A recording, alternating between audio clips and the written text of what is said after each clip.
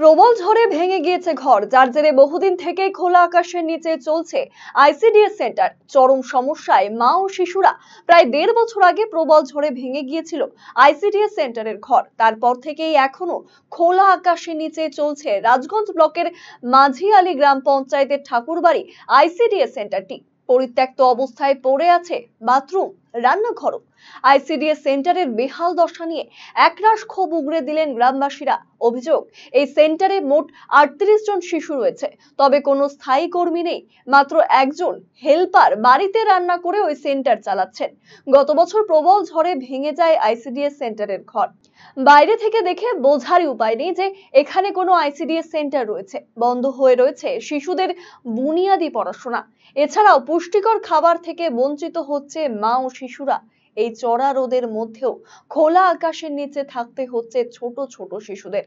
একাধিকবার ঊর্ধ্বতন কর্তৃপক্ষকে জানিয়েও কোনো সুরাহা মেলেনি বলে অভিযোগ করেন তারা।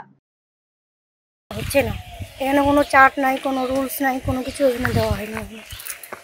রান্না ঠিক করে দেওয়া হচ্ছে না, কোনো দিন ভাত দেয়, ডিম দেয় না, লেটে হচ্ছে, কোনো দিন 1টা বাজে 1:30টা বাজে এরকম।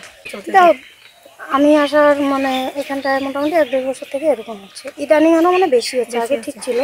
ঘরটা ভাঙার পর থেকে বেশি অসুবিধা, ঝড়ের মধ্যে ঘরটা ভেঙে গেছে।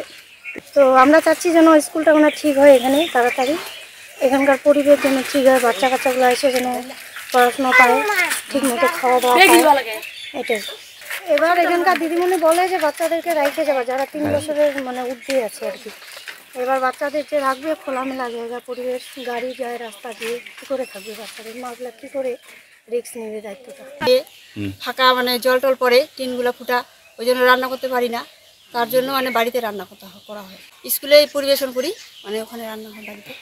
খাওয়া দাওয়ার সমস্যা কী হবে স্যার, এখন যেভাবে দিচ্ছে ওইভাবে হচ্ছে।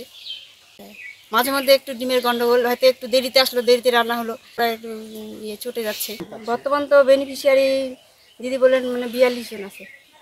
সমস্যা এখানে দেখুন, আমাদের কালীনগর ঠাকুরবাড়ি এই জায়গাটার নাম। এখানে আমাদের একটা আগে দীর্ঘদিন আগে সমাজ কল্যাণ ছিল, সেই সমাজ কল্যাণ তো এখন নেই। সমাজ কল্যাণগুলো এখন আইসিডিএস হয়ে গেছে। তো 2019 সালে এটাও আইসিডিএসের হাতে আছে। তো আইসিডিএস এখানে দেখাশোনা করছে। এখানে মেন সমস্যা হচ্ছে, গত 2023-এর জুন জুলাইয়ের দিকে একটা প্রাকৃতিক দুর্যোগে আমাদের স্কুল ঘরটা ভেঙে গেছে। তো সেই ভাঙার জন্য এটা আমি যেহেতু পঞ্চায়েত আমি গতবার ছিলাম, তো আমি সেই হিসেবে আমাদের প্রধান সাহেবকে জানিয়েছিলাম। প্রধানের মাধ্যমে বিডিও স্যারকে জানানো হয়েছে, সিডিপিও স্যারকেও জানানো হয়েছে যে আমাদের মেন দাবি হচ্ছে, আমাদের এই স্কুলে মা বাচ্চা মিলে 42 জন অভিভাবক এখানে বেনিফিশিয়ারি আছে, তাদের নিয়মিত মিড ডে মিল নিয়ে সমস্যা হচ্ছে।